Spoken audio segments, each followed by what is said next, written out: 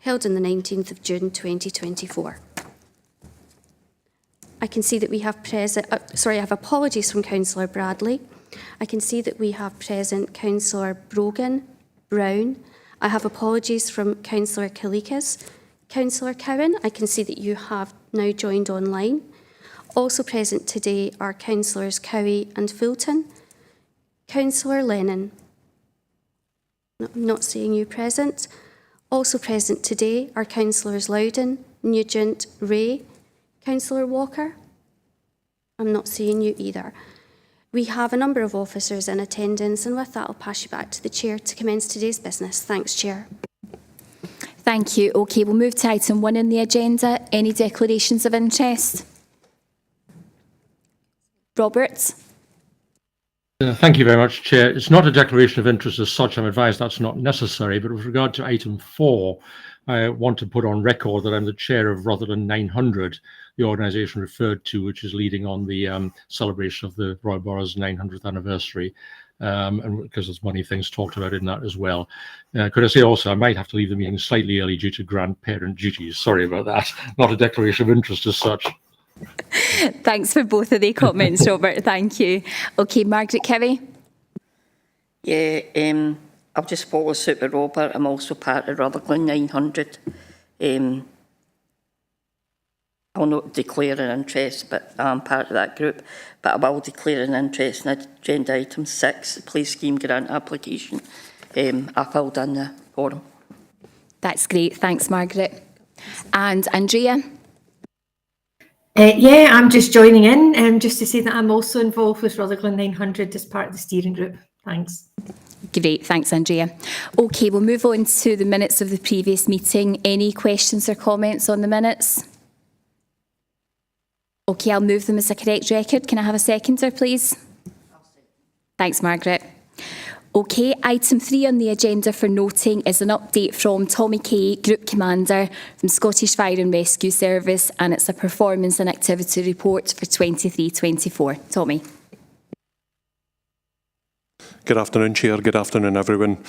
As you said, Chair, I'm Group Commander Tommy Kay. I am the Group Commander for Prevention, Protection and Preparedness for the Full of Lanarkshire. I also have managerial responsibility for Coatbridge, Bellshill, Shotts, Lismahago and bigger fire stations. Today I'm here to present the annual performance activity on behalf of the Scottish Fire and Rescue Service. When we present the activity, we consider it against the 6 KPIs from the local fire and rescue plan, which are a reduction of dwelling fires, reduction of fire casualties and fatalities, a reduction of deliberate fire setting, a reduction of fires in non-domestic premises, a reduction of road traffic collisions and a reduction of unwanted fire alarm signals. So we'll start off with all deliberate primary fires. So over the period we did see a rise of 10 compared to the previous year, and when we look at Rutherglen Central and Rutherglen North we can see that there has been a significant increase. What we have been able to identify is over that period there was 5 car fires that were involved in some of that activity, but what we do is we share the intelligence with the police and other partners to try and minimise the types of incident that we're having. We also look and try and deploy our community action team to address some of the deliberate fires, and hopefully we will see a reduction over the next fiscal period. We then have all deliberate secondary fires, and just for clarity what a secondary fire is, it's just like grass or rubbish. So we have seen a significant reduction in secondary fires, and again I put that down to the activity of the community action team, but also with partners and sharing operational intelligence so that we can try and minimise the antisocial behaviour that goes around with deliberate secondary fires, and also it's the deployment of the community action team, especially over periods looking to lead up to bonfire, to try and minimise the events that we have, as we see that as a national problem across Scotland. Next we have accidental dwelling fires, and again we can see that there has been an increase again of 13 compared to the previous year. I'll give you some context around some of these incidents. I think that is important. So when we look at it, it's 9 of those incidents were relating to poor disposal of a naked flame. We had 9 that were related to chip pans or deep fat fryers. We had 19 that related to cooking, and we had 11 that related to faulty equipment. However, some of the contributing factors that we had in there was 29 of those related to distraction, and 7 related to people either being under the influence of drink or drugs. Again, we continue to deploy our community action team into those most at risk from fire, and over the period we conducted a total of 397 home fire safety visits, and we also targeted 204 of them at the most at risk from fire. We then have all other accidents or other buildings. So these are your commercial buildings. So we've clearly seen a reduction of 1. What we continue to do is continue to deploy our enforcement team to make sure that they are making sure that commercial buildings are fully compliant with fire safety legislation and offer guidance and support where it's required. I think a surprise figure for me when we look at that was that 5 of those fires actually were in the kitchens of these commercial buildings. And clearly when we see it in the kitchens, it is about education for us and making sure that people are using cooking equipment safely, especially in commercial buildings. We then have fatal fire casualties. So unfortunately, and sad to report that we did have 1 fire fatality within this period. The person who had sadly lost their life was known to partner agencies, and they had been passed to us for a home fire safety visit. However, the person refused to engage, so there was nothing we could do, but it is a sad loss. Again, we continue to offer public reassurance, and we conduct post-domestic incident response in the neighbouring properties and offer home fire safety visits to reassure members of the public who may be impacted or affected by that. We then moved to non-fatal fire casualties, and we had 7. Those 7 relate to 6 separate incidents, and they vary from 2 seconds. The lighting in here's no helping me.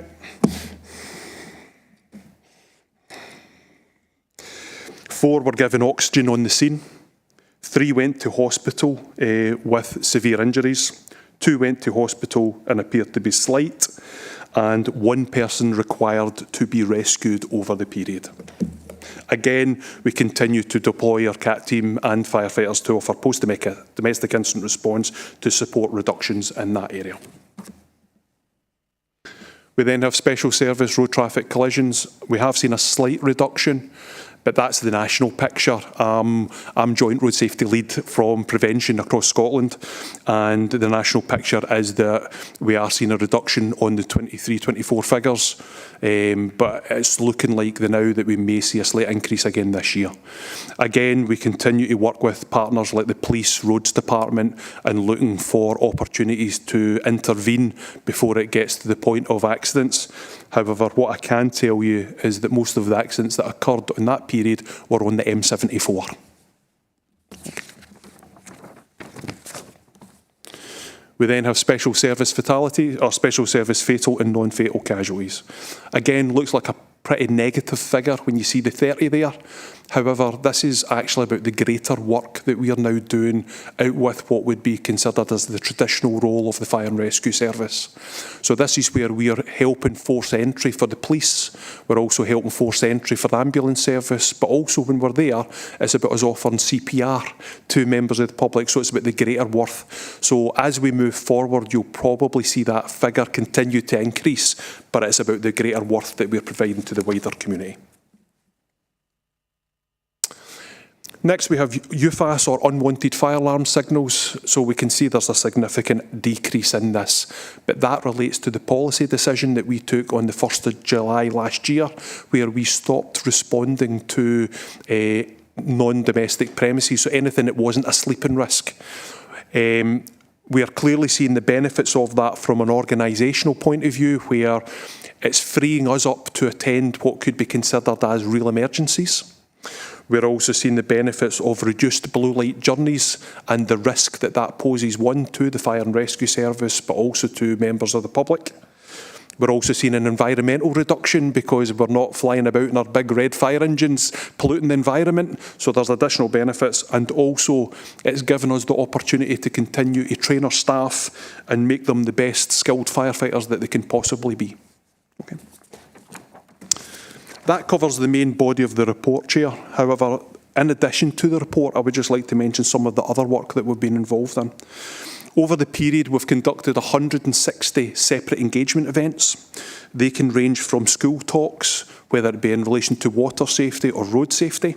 And we've also conducted risk recognition training with partner agencies, and that's about trying to get referral pathways in place to try and identify those most at risk from fire and allow us to try and intervene before a fire occurs.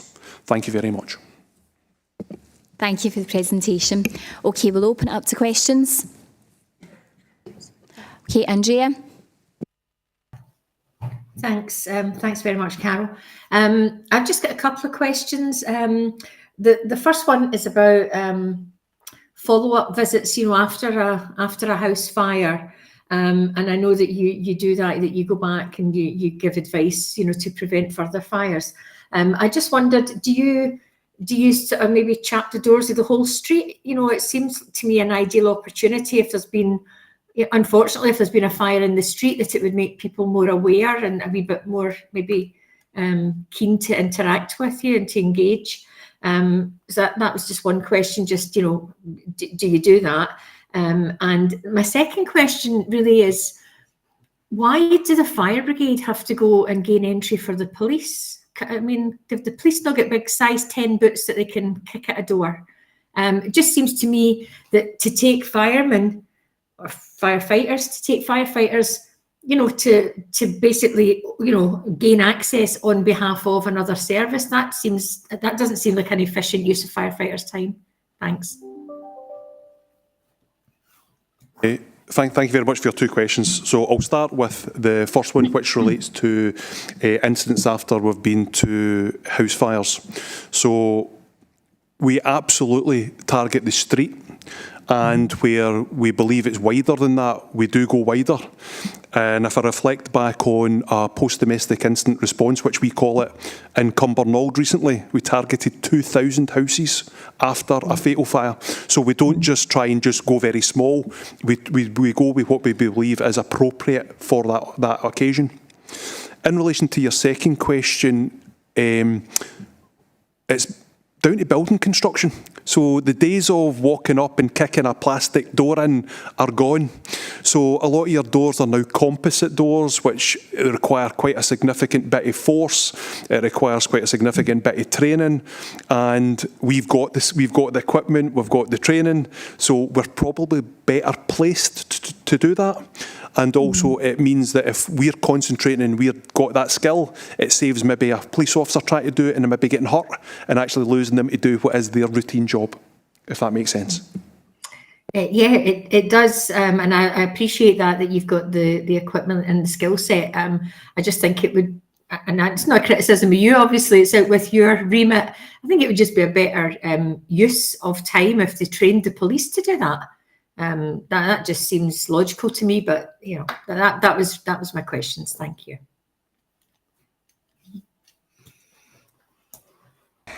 Just to clarify on that, the police do have a level of training on that. I'm not saying that we do it in isolation, but it's just when it's only certain officers have got that skill, where most of our stations have it. So it's just we're backing them up so that they're not taking resources away from elsewhere. So it's just that combined partnership approach. Okay, yeah, good. Thanks very much. Cheers. Thanks, Tommy. Okay, we'll move to Robert Brown. Yes, thanks very much. It's possibly an off-the-beam question a little bit, but the most notorious fire in the area in the last period has been the arson attack on the bandstand, which you should be aware of.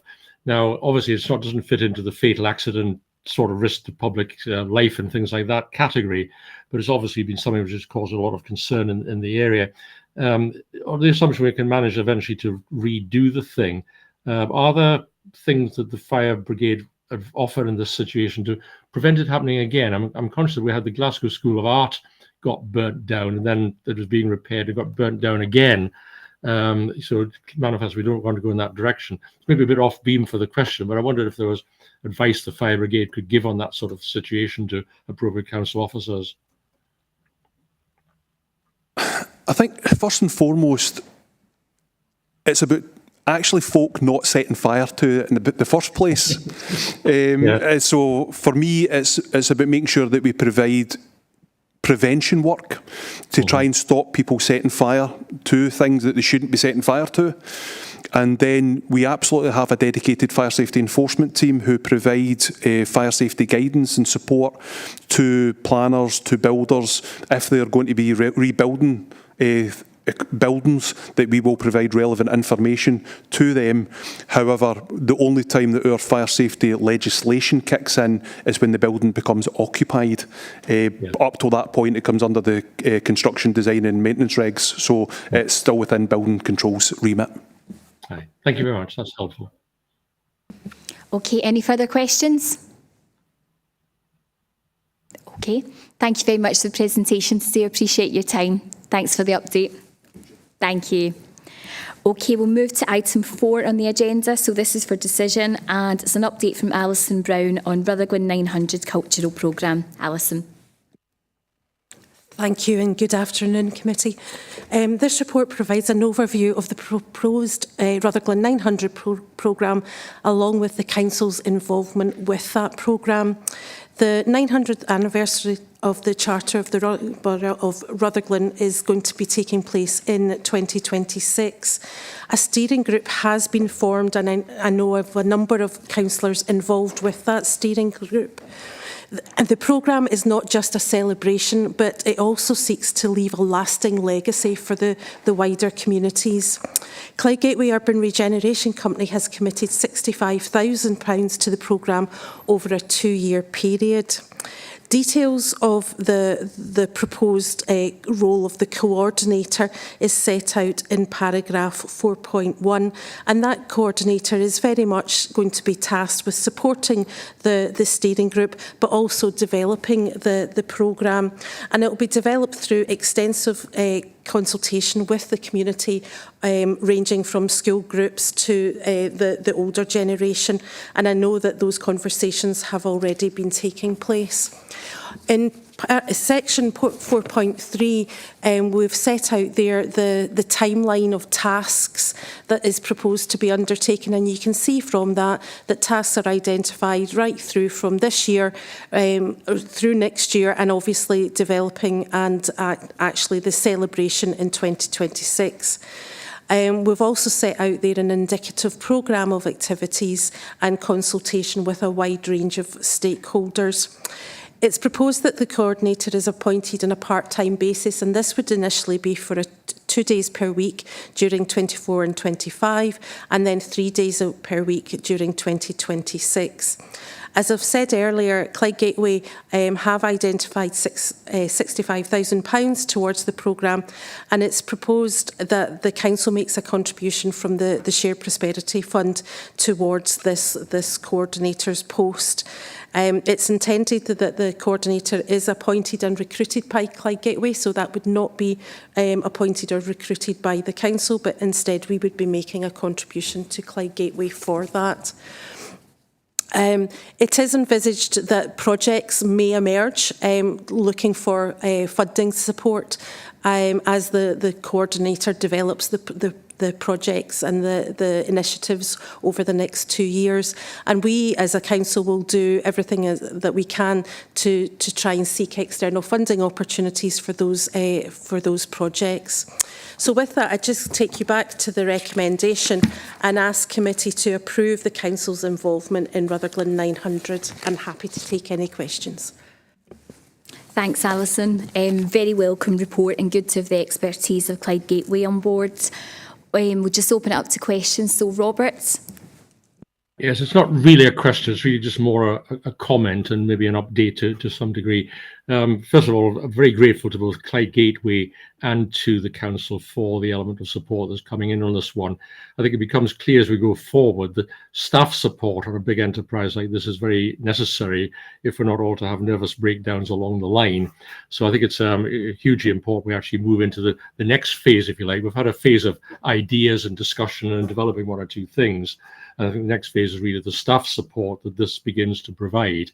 And we're looking at a number of other supports in that way as well, which then can lead into the engagement and the project development really going forward as we take the thing forward to 2026.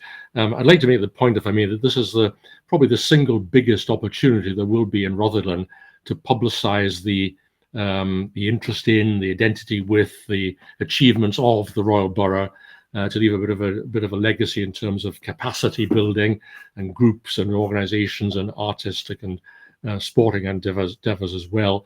So it's really something we need to take a big advantage of. There's also, for that matter, a kind of Australian, New Zealand and Canadian aspect to the people who have gone abroad from Rutherglen, founded places elsewhere, are still interested in what goes on here. So a lot of opportunities here on lots of fronts. And I think this is hopefully a prime starter, which will enable us to do hopefully great things going forward. Thanks very much, Chair. Thanks, Robert. I actually did say that to Alison, Robert, that you would very welcome this report and would be relieved to see that there was someone coming on board. Any questions? No, I'd point out, Chair, if I may, that Glasgow is giving £1 million to the 850th anniversary of Glasgow. So, keep everything in perspective. If there's £1 million going, we'll have that as well. Noted, I'm sure. Any further questions or comments for Alison? Okay, are we happy to agree the reports? Thanks, Margaret.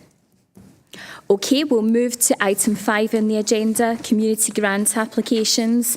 And we have 3 applications, 3 community grants to approve. Do we have any questions or comments?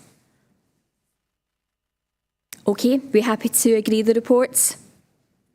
Thanks, Norman. And we'll move to item 6 on the agenda. Margaret is just going to leave us now.